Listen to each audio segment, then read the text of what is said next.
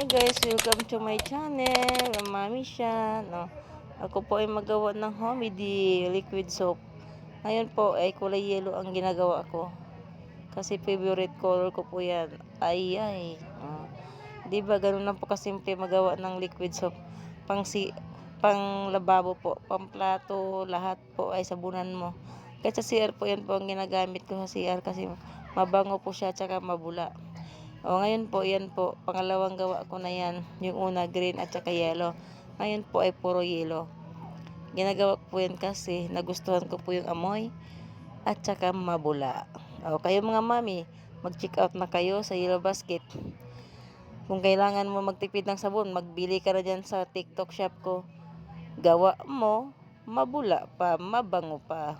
O, so mami, magawa ka na. Nandyan lang po yan sa Yellow Basket ko, mami.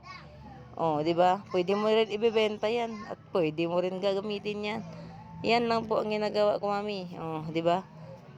Oh, bilis lang po. Oh, 'di ba? Oh, tinda mo na. Oh, dikitan pa. Oh, thank you. Oh, 'yan. Ang bilis-bilis lang. Oh, 'di ba? Ganun lang po magawa ng liquid soap. Oh, thank you.